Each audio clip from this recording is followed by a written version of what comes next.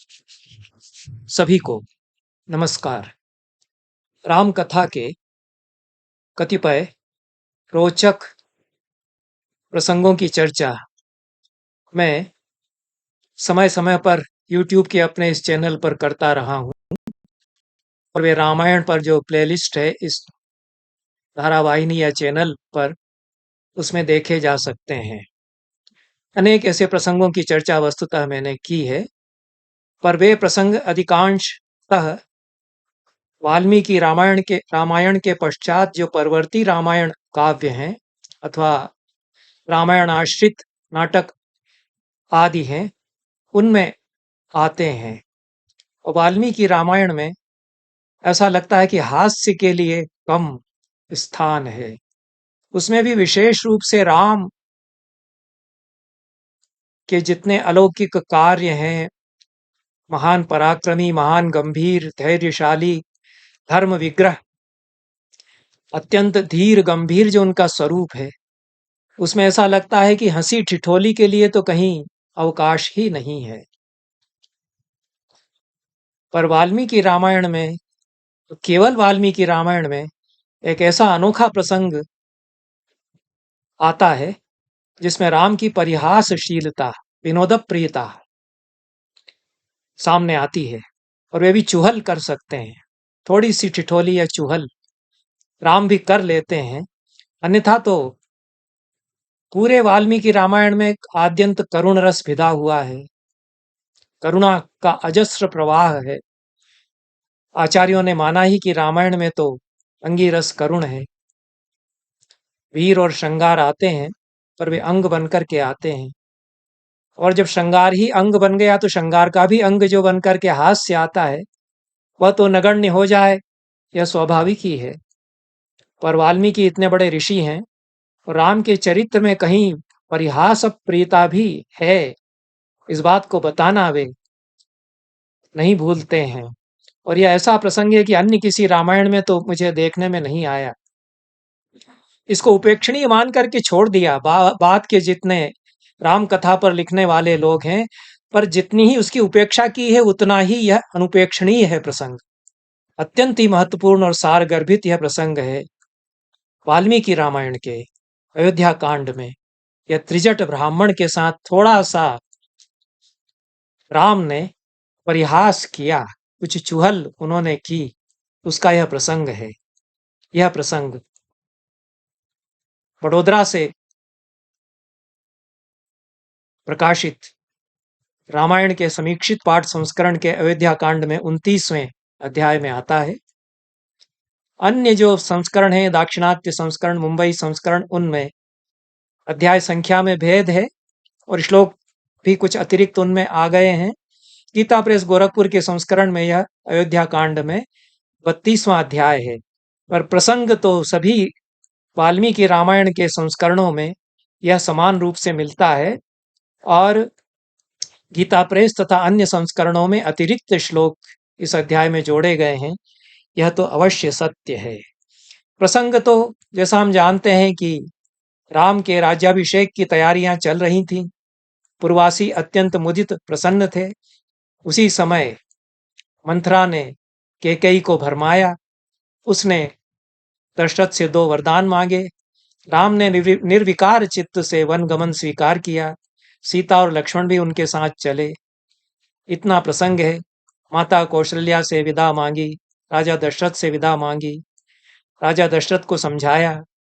अनुपम धैर्य राम का इस प्रसंग में सामने आता है। राजप्रासाद के बाहर निकलते हैं। सूत रथ लेकर के आ ही रहा है कि इनको नगर के बाहर तक छोड़ेंगे, वन की सीमा जहां है वहां तक छोड़ देंगे। राम कहते हैं कि हमारे पास जो संपदा है, हमारे अधिकार में जो संपदा है, जो भरत को संपदा राजा के रूप में मिलेगी उसकी वो चर्चा नहीं करते हैं। आशय उनका यह लगता है राम के संवादों से कि हमारे पास जितनी संपदा है वो हम अब दान दे करके जाते हैं। यह प्रसंग है। तो इस प्रसंग में 29वें अध्याय में वडोदरा संस्करण में कहते हैं कि मेरे शत्रुंजय मामा ने जो मुझे हाथी दिए थे वो सहस्र हाथी यह मैं दान में दे दूंगा, और सीता के पास जो आभूषण हैं उनके अपने, वो भी देना चाहती हैं तो वो भी दे देंगी। तो यह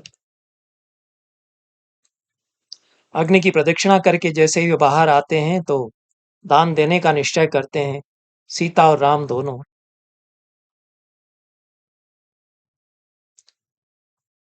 सोने के हार, रशना, ये सीता देना चाहती हैं, सारथी से कहते हैं। और बहुत सुंदर जो पर्यंक था, अच्छी सेज से युक्त, अनेक तरह के रत्न उसमें लगे हुए थे, वह भी वैदेही तुम्हें देना चाहती हैं।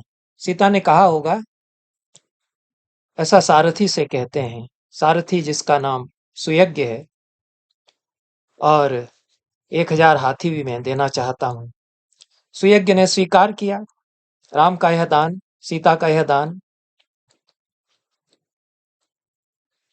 फिर उन्होंने लक्ष्मण से कहा कि जितने बड़े बड़े ऋषि हैं उनको भी हम दान दे करके जाएंगे अपनी संपदा। अगस्त्यम कौशिकम चैव औभौ ब्राह्मणोत्तमौ अर्चे अर्चयाहूय सौमित्रे रत्नैः सस्यमिवाम्बुभिः। यह 12वां श्लोक है 29वें सर्ग का, वाल्मीकि रामायण में, अयोध्या कांड में, वडोदरा संस्करण में, और गीता प्रेस गोरखपुर के संस्करण में यही 13वां श्लोक है। एक श्लोक बीच में बढ़ गया है। श्लोक जो बड़े हैं मैंने पढ़ करके देखा कि जहां दान की चर्चा है वहां कुछ और बढ़ा दिए हैं, राम का महात्म्य बताने के लिए और ब्राह्मणों को दान देना चाहिए बताने के लिए इन इनको और भी दिया और भी दिया, ऐसे श्लोक जोड़ दिए गए हैं। वो बड़ौदा संस्करण जो समीक्षित पाठ संस्करण है उसमें पांडुलिपियों के अध्ययन के आधार पर उनको प्रक्षिप्त माना गया। और लक्ष्मण से राम ने कहा कि अगस्त्य और कौशिक ये दोनों महान ऋषि महर्षि जो हैं इनको भी अर्चना करके और बुला करके लाओ और रत्नों से इनका भी सत्कार करो। सस्यम यानम च दासीश्च सौमित्रे संप्रदापय कौशेयानि च वस्त्राणि यावत् तुष्यति सद्विजः। और बीच में एक श्लोक गीता प्रेस गोरखपुर में बढ़ा दिया है। उसके बाद 15वें श्लोक में गीता प्रेस गोरखपुर में और 13वें श्लोक में कहा गया है कि तैत्रीय शाखा के जो आचार्य हैं उनको सत्कार किया जाए, यह दोनों में प्राप्त होता है श्लोक। और सस्ययान दासी इनको कोशे वस्त्रों को इन आचार्य को दे दिया जाए, ऐसा राम कहते हैं। और फिर कहते हैं कि ये चित्ररथ सूत जो है इनको भी दान दे दो, 15वें श्लोक में। यह 17वां श्लोक है गीता प्रेस गोरखपुर में। और शालिवाह सहस्रम, 100 घोड़े और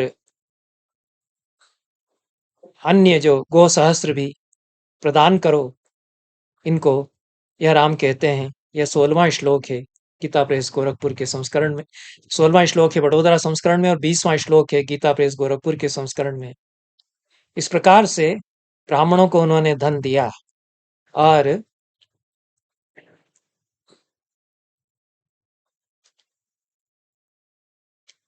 फिर लक्ष्मण से कहा कि तुम्हारा घर और मेरा घर, इन दोनों में किसी को छोड़ करके जाना है। राम कितने व्यावहारिक हैं। लक्ष्मणस्य च यद्वेश्म गृहं चेदिदं मम अशून्यम कार्यमेकैकं यावदागमनं मम। जब तक मैं लौट करके नहीं आऊं, हर एक इन घर में अशून्यता रहेगी। इनमें कोई घर की रक्षा करने के लिए लोग रहेंगे, रक्षक रहेंगे इनमें, यह केयर टेकर्स इनमें रहेंगे, ऐसा राम कहते हैं। छोटी छोटी बात का भी राम ध्यान रखते हैं, व्यवहारिक बहुत हैं, प्रजा को बहुत संतुष्ट रख करके जाना चाहते हैं। यह भी हम यहाँ देखते हैं। इत्युक्त्वा दुःखितं सर्वं जनं तमुपजीविनम् उवाचेदं धनाध्यक्षं धनमानीयतामिति। ऐसा कहकर के कि हमारे दोनों घरों की निगरानी रखी जाएगी जब तक हम लौट करके ना आए। जितने दुखी हो रहे थे लोग और वे उनको घेरे हुए थे, धनाध्यक्ष को बुला करके उन्होंने कहा कि धन लेकर के आओ।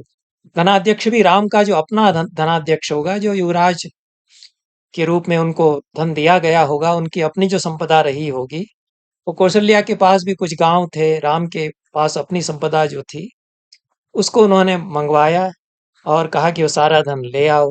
ततः स पुरुष व्याघ्रस्तद्धनम सह लक्ष्मण द्विजेभ्यो बाल वृद्धेभ्य कृपणेभ्यो व्यदापयत।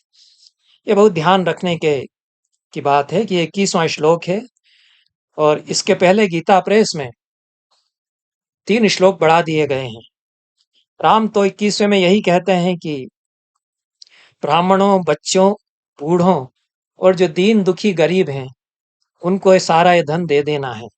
यह 21वां श्लोक है बड़ोदरा संस्करण में। इसके पहले 3 श्लोक जो हैं, ये चेमे कठ कालापाह बहवो दंड माणवाह इत्यादि श्लोक आते हैं। यह बहुत महत्वपूर्ण श्लोक हैं, पर ये प्रक्षिप्त माने गए समीक्षित पाठ संस्करण में।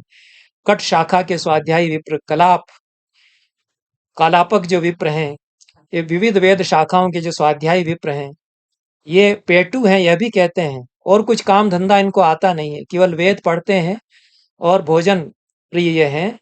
इनको तेषाम अशीति यानानि, 80-80 रथ आदि उनको दे दो, ऐसा राम कहते हैं। ये गीता प्रेस गोरखपुर के संस्करण में अतिरिक्त हैं।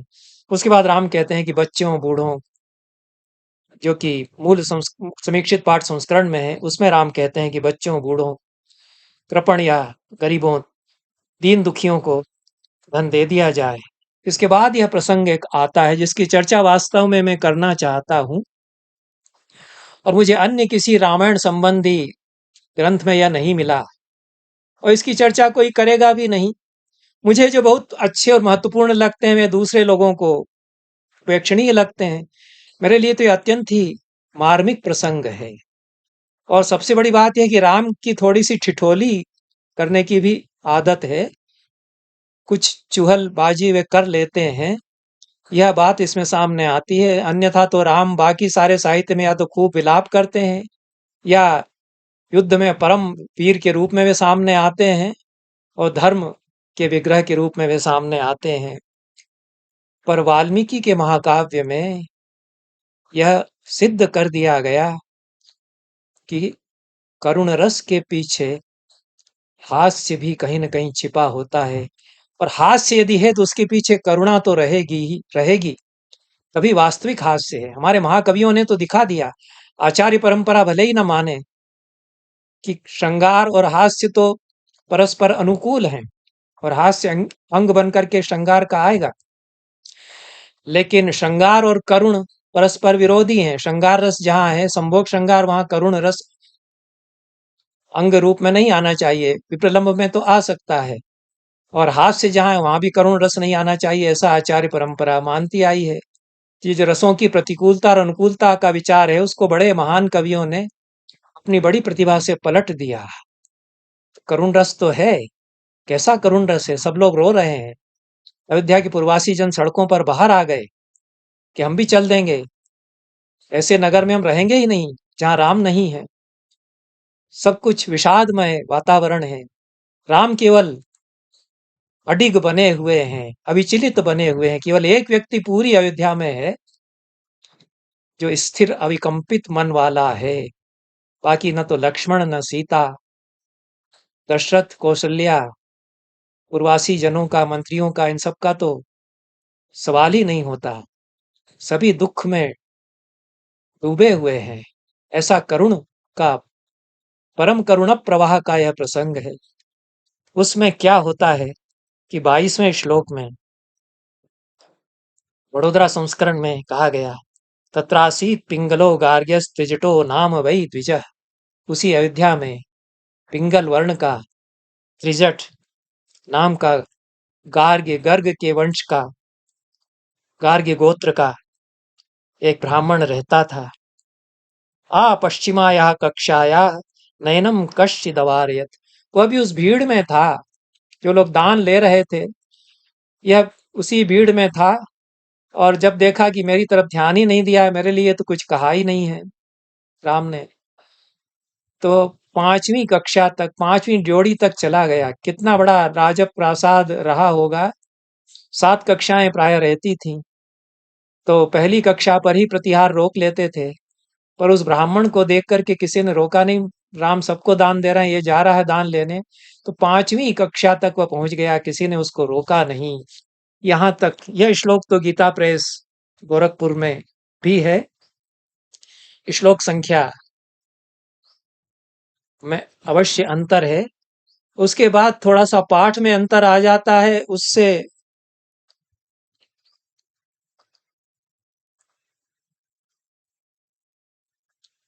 परवर्ती अवधारणाएं कैसे जुड़ जाती हैं, ऐसा आभास मिलता है। गीता इसमें बड़ोदरा संस्करण में तो कहा गया है, पांचवी कक्षा तक वह चला गया धड़धड़ाता हुआ, किसी ने रोका नहीं। स राजपुत्र मासाद्य त्रिजटो वाक्यम अब्रवीत। राजपुत्र राम तक पहुंच गया उनके सामने, और उनसे उन्होंने कहा, निर्धनो बहुपुत्रोस्मि राजपुत्र महायशः। हे राजपुत्र, है राजकुमार, मैं गरीब हूं और बहुत सी संतानें मेरे हैं, बहुत सारे बेटे बेटियां मेरे हैं। उंच वृत्तिर वने नित्यम। मैं उंच वृत्ति से जीविका चलाता हूँ। उंच वृत्ति पर मैंने चर्चा की है। उंच वृत्ति पर यूट्यूब के इसी चैनल पर मेरा वक्तव्य बहुत पहले प्रस्तुत किया गया था। महाभारत में उंच वृत्ति, शिलोंच भी कहते हैं। अनेक मुनि ऐसे होते थे, जो किसान जब फसल काट करके ले जाते थे, खेत जब खाली होता था, तो उसमें जो दाने खेत में बिखरे रह जाते थे, उनको बीन करके इकट्ठा कर लेते थे और उन्हीं से जीवन निर्वाह करते थे। इसकी बड़ी महिमा गाई गई हमारे धर्मशास्त्रों में, महाभारत में भी। वे जो उच्च वृत्ति से जीवन यापन करते हैं, वे बड़े मुनि हुआ करते हैं। वे जो छोड़ दिया गया है अनाज, केवल उसी को ग्रहण करते हैं। किसी का दिया हुआ तो लेने का प्रश्न ही नहीं है, लेकिन जो छोड़ दिया गया है, और उसमें भी ध्यान रखते हैं कि चिड़िया जो चुग रही हैं उसको छोड़ देंगे उनके लिए। ये बड़ी तपस्या हुआ करती थी। तो ये समाज में किस प्रकार से कुछ लोग हैं जो ध्यान रखते हैं कि जो फेंका जा रहा है उसकी समस्या पैदा ना हो, हम उसी से निर्वाह कर लेंगे, और बड़ी शिक्षा उससे हमको प्राप्त होती है। आजकल तो कितना अन्न फेंका जाता है। तो यह उच्च वृत्ति से यह ब्राह्मण रहता था। अब यहाँ पर गीता प्रेस के संस्करण में पाठ बदल दिया है, उससे सारी अवधारणा ही बदल जाती है। तो त्रिजट ब्राह्मण का भी स्वरूप बदल जाता है। एक शब्द आपने बदला या कुछ 2-4 शब्द यहाँ पर बदल दिए हैं, उससे सारी अवधारणा बदल जाती है। तो गीता प्रेस में एक तो उस ब्राह्मण के संबंध में 2-3 श्लोक जोड़े गए, जो कि यहाँ नहीं है। और फिर उच्च वृत्ति शब्द को बदल करके क्षत वृत्ति कहा गया। अनएम्प्लॉयड है, उसकी वृत्ति इस समय नहीं है, न कोई पाठ पूजा कराता है, न यज्ञ में उसका कुछ दक्षिणा मिल रही है, क्षतवृत्ति वाला वह है, ऐसा कर दिया। तो इससे तो आकाश पाताल का अंतर हो जाता है कि उच्च वृत्ति था त्रिजट, यह जो पाठ इन्होंने स्वीकार किया, कुछ प्राचीन पाठ मिलाकर के स्वीकार किया होगा, और यह जो क्षतवृत्ति पाठ स्वीकार किया गया, उससे बहुत अंतर आ जाता है। उसके पहले 2-3 श्लोक और जोड़े गए, जो अन्य संस्करणों में मिलते हैं, गीता प्रेस गोरखपुर में मिलते हैं। उसको रोचक बना दिया गया है और सुंदर है। मैं उसका बहुत आदर करता हूँ। कथा तो बड़ी मार्मिक हो गई उनके कारण, लेकिन जो मूल भाव था कि उच्च वृत्ति वाला ब्राह्मण था, बड़ा मनस्वी था, वह परिवर्तित हो जाता है। थोड़े से प्रक्षेप के कारण पाठ का स्वरूप बदलता है। वो 2-3 श्लोक भी त्रिजट ब्राह्मण के संबंध में मैं पढ़ लेता हूँ, गीता प्रेस गोरखपुर के ही संस्करण में वो मुझे मिले, और इसमें नहीं है समीक्षित पाठ संस्करण में। ये बाद में है 2 श्लोक। तत्रासीत पिंगलो गार्ग्य त्रिजटो नाम वै द्विजः, यह पाठ तो मिलता है, लेकिन उंच वृत्तिर वने इसकी जगह क्षतवृत्तिर्वने नित्यम यह कर दिया गया है, और उत्तरार्ध भी बदल दिया गया है। फाल कुदाल लांगली, वह हल कुदाल, हल लांगल कुदाल घर में रखता था, मतलब खेती करता था। इससे तो बहुत स्वरूप बदल जाता है पूरा। अभी जो पाठ आ गया, पूरी पंक्ति बदल दी है। तो यह जो उच्च वृत्ति वाला तपस्वी ब्राह्मण था, उसको खेतीहर ब्राह्मण, जिसके घर में कुदाली हल इत्यादि भी है, वह ऐसा ब्राह्मण था। और इस समय खेती से उसको कोई आमदनी नहीं हो रही थी, इसलिए क्षत वृत्ति था, यह आशय है। इसके बाद श्लोक दो जोड़े गए। अब प्रक्षिप्त हैं ऐसा समीक्षित पाठ संस्करण कहता है, लेकिन प्रक्षिप्त आदरणीय है यहाँ और मार्मिक है, लेकिन स्वरूप अवश्य बदल जाता है। पूरी जो कथा समीक्षित पाठ में बनती है, उसका सारा जायजा, उसका सारा जो मर्म है वो भिन्न हो जाता है। तम वृद्धम तरुणी भार्या बालान आदाय दारकान, बूढ़ा था वह ब्राह्मण, भार्या उसकी तरुणी थी, ये तो उसमें नहीं कहीं पाठ है। बच्चे कई थे, तो छोटे छोटे बच्चों को उसके सामने ला करके तरुणी भार्या ने अपने पति से कहा, अब्रवीत ब्राह्मणम वाक्यम स्त्रीणाम भर्ता ही देवता। उस ब्राह्मण से उसकी पत्नी, तरुणी पत्नी ने उस वृद्ध ब्राह्मण से कहा अपने पति से कि स्त्रियों के लिए तो भर्ता ही देवता है होते हैं। अपास्य फालम कुद्दालम कुरुष्व वचनम मम, अपना फाल और कुदाल, ये कुदाली और ये जो हल है, इसको अलग फेंको, इसमें कुछ होता नहीं है उपज। रामम दर्शय धर्मज्ञम यदि किंचित वाप्स्यसि, जाके राम धर्मज्ञ राम से मिलो, कुछ मिल जाएगा। इसको पता चल गया, स्त्रियां बहुत व्यवहारिक होती हैं, इसको पता चला कि राम जा रहे हैं वन पास पर, और सारी संपदा जो उनके पास अपनी संपदा थी वो दान में दे रहे हैं। तब इसने कहा कि तुम क्या बैठे हुए हो, जाओ वहां फाल कुदाल फेंक करके। सभार्याया वच श्रुत्वा शाटी माच्छाद्य दुष्छदाम सब प्रातिष्ठित पंथानम यत्र राम निवेशनम। यह तीसरा श्लोक जोड़ा गया इसमें, प्रक्षिप्त में यह तीसरा श्लोक है जो कि समीक्षित पाठ में नहीं है। पत्नी के वचन सुनकर के, भार्या के वचन सुनकर के, अपनी धोती लपेट करके, मार्मिक है कविता, अच्छी है, पर वाल्मीकि की नहीं लगती मुझे यह कविता। तो यह इस प्रकार की शब्दावली भी वाल्मीकि की मूलता नहीं लगती। तरुणी भार्या बच्चों को सामने करके उससे ऐसा कहेगी। तो यह जो जोड़ा है वो अच्छा कवि है, चित्र उसने बढ़िया बनाया, कथा की कल्पना भी सुंदर की है। तो ये तीन श्लोक जोड़े हुए ही मेरी सम्मति में है, और सुंदर है यद्यपि, और कथा बना दी गई, कथा भिन्न हो गई उससे। तो उसने धोती अपनी लपेटी, और मार्मिक शब्द है दुष्छदाम, लपेटने में भी वो फट फट सी जाती थी, कठिनाई से ढक पाती थी उसकी काया को। ऐसी दुष्छदा शाटी जो धोती है उसकी, उसको लपेटा और चल पड़ा राम का महल जिधर है। और शेष श्लोक उसी प्रकार के हैं। दो बार इसमें क्षतवृत्ति शब्द आया है, इसके पहले भी क्षतवृत्ति शब्द आ गया है, और त्रिजट जो कहता है राम से, उसमें फिर क्षतवृत्ति ही वह कहता है। तो जोर दे करके कहता है कि खेती किसानी से मेरी कोई आमदनी नहीं हो रही है, ऐसा। तो यहाँ पर जो त्रिजट का स्वरूप है मूल पाठ में, परम तेजस्वी ब्राह्मण और उच्च वृत्ति से निर्वाह करने वाला, अब वह भी आ गया राम के सामने और बोला कि मैं उच्च वृत्ति वाला हूं, अथवा अन्य संस्करण के अनुसार मैं क्षत वृत्ति वाला हूं, मुझे मेरे लिए भी कुछ आप करिए। दान आन के लिए उसने नहीं कहा, मेरा भी ध्यान आप रखिए, ऐसा उसने कहा।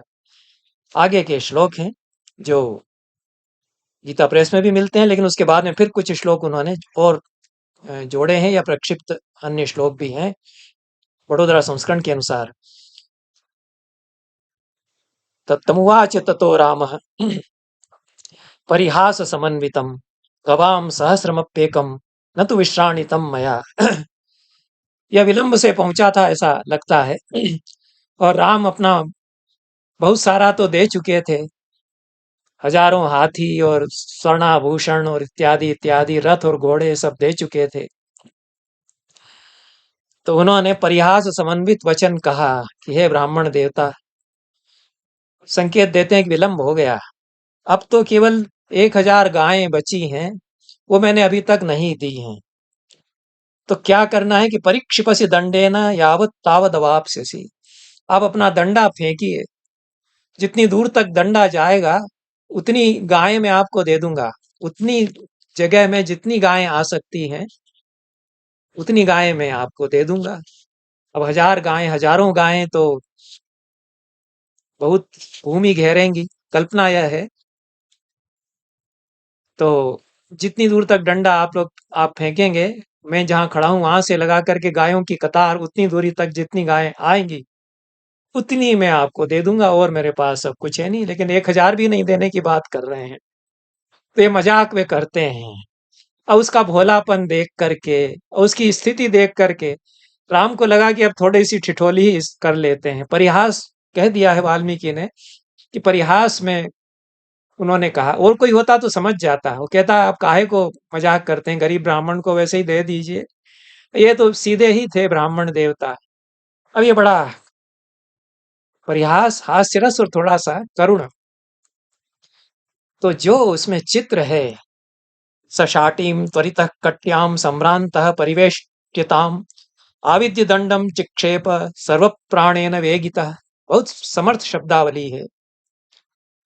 अपनी जल्दी से उन्होंने और फेंटा अपना बांध लिया, शाटी को तेजी से उन्होंने बांधा और हड़बड़ी में डंडा उन्होंने उठाया और घुमाया कि देखते हैं कितनी दूर जाता है। घुमा करके तान करके उन्होंने सर्व प्राणेन वेगिता चिक्षेपा। बहुत प्राणवान शब्दावली है इसमें। जान लगा करके उन्होंने उसको फेंका, सारे प्राण लगा करके उन्होंने वेग से उसको फेंक दिया। डंडा जा करके जितनी दूर गिर सकता था गिरा। राम को इतना ही कौतुक करना था। राम ने फिर कहा तुरंत, वाच च ततो रामस्तम गार्ग्यम अभिसान्त्वयन्। गार्ग्य को, त्रिजट गार्ग्य को सांत्वना देते हुए राम ने कहा, मन्युर न खलु कर्तव्य परिहासो ययम मम। नाराज मत होइएगा, मन्यु मत कीजिएगा, अपने मन में मेल मत लाइएगा। मन्यु जिसको कहते हैं जो क्रोध हमेशा के लिए वैर बन करके रुका रह जाए मन में, ऐसा मन्यु मत मेरे लिए पालिएगा। मैंने थोड़ी सी हंसी आपके साथ की थी। इसके आगे 2 श्लोक और जोड़े गए हैं जो प्रक्षिप्त पाठ है। और इसके बाद तो अंतिम श्लोक आ जाता है कि राम ने सारी जो गायें थी बची हुई दे दी गार्ग्य को, और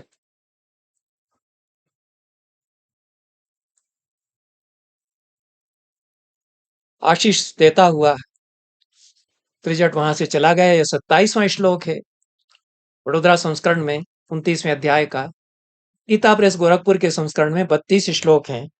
तो राम ने जब कहा कि नाराज मत होइएगा, मन्यु मत पालिएगा मेरे प्रति, तो परिहास मात्र था। इसके बाद कुछ श्लोक और प्रक्षिप्त गीता प्रेस गोरखपुर के संस्करण में मिलते हैं।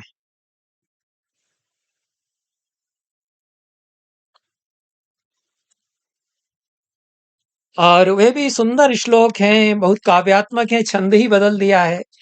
यह अनुष्टुप छंद नहीं है। वाल्मीकि जिस प्रवाह में यहाँ लिख रहे हैं उस छंद की, उस छंद को बदल करके अन्य छंद आ जाता है और उसकी प्रशस्ति फिर इसमें कर दी गई है। तो उसको एक तरह से मनाते हैं। तो ये इसमें 4 श्लोक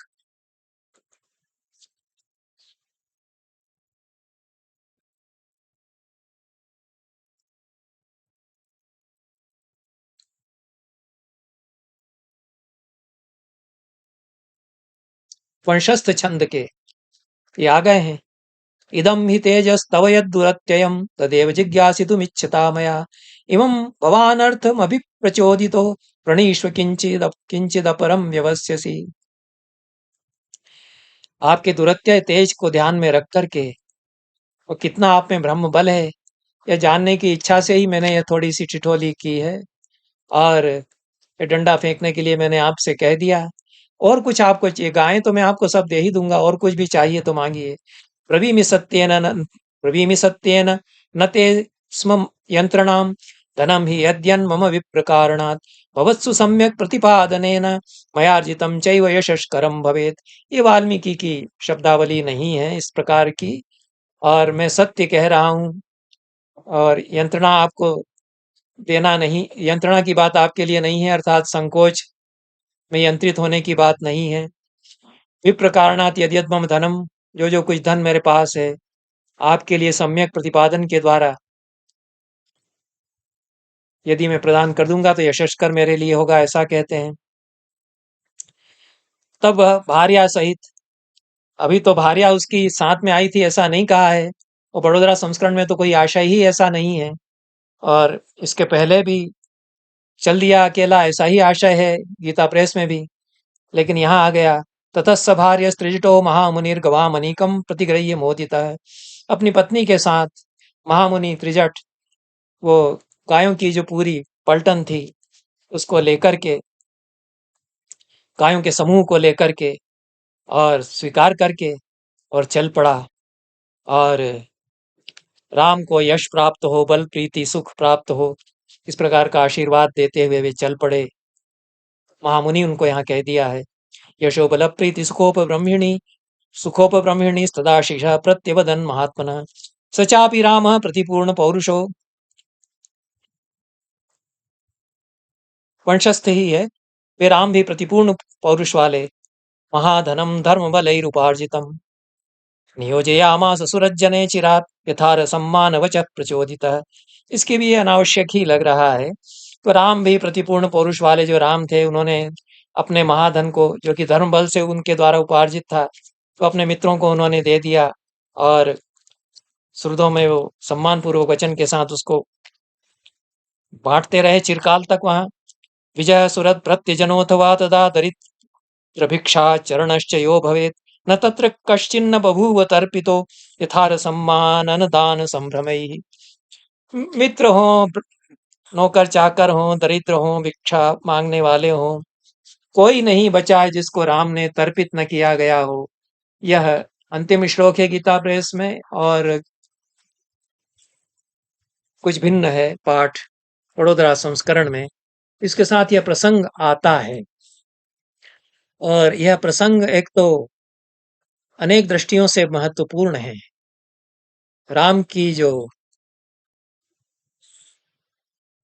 करुणा और परिहासप्रीता दोनों किस प्रकार से समागम उनका हो गया है इसमें। तो जो करुणा है, प्रजा वत्सलता है, प्रजा के प्रति जो प्रेम स्नेह है, उस प्रेम के कारण ही थोड़ी ठिठोली करते हैं। वो महामुनियों से तो नहीं करेंगे, जो अगस्त्य हैं, विश्वामित्र हैं, उनको तो बहुत आदर से दान ही देते हैं। अब ये निरीह है ब्राह्मण, ये तो ठिठोली कर रहे हैं, ये भी नहीं समझ पाता है। तो इससे थोड़ी सी ठिठोली करते हैं, बाद में बहुत बहुत क्षमा भी मांगते हैं।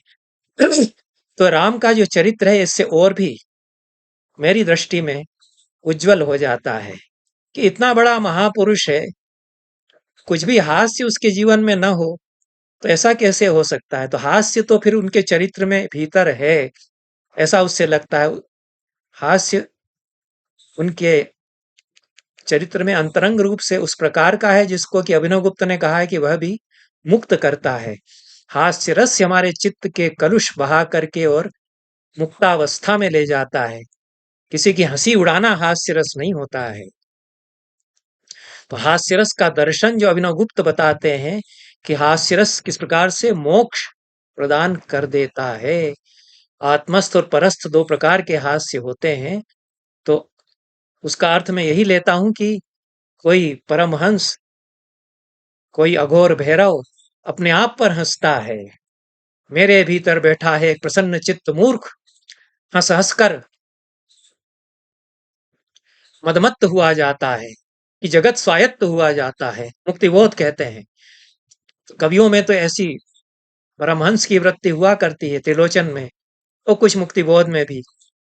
पर अभिनवगुप्त जो उसके आधार पर एक दर्शन निर्मित करते हैं कि हास्य रस चेतना के कंचुक तोड़ करके और मुक्त कर देता है। जब परमहंस कोई हंसता है, महाभैरव यदि कोई हंसता है, तो मुक्ति का हास्य होता है। राम के भीतर वह हास्य कहीं छिपा हुआ है, यह वाल्मीकि यहाँ दिखा देते हैं। इसलिए वाल्मीकि का काव्य आर्ष काव्य, ऋषि काव्य है। और यह जो रामायण में करुण रस है, उस करुणा के साथ साथ हास्य भी है। हरिशंकर परसाई जो बहुत बड़े व्यंग्यकार हैं, उनका कहना ही यह था कि जो सच्चा व्यंग्य है वह तो करुणा से उपजता है, उपहास से नहीं उपजता।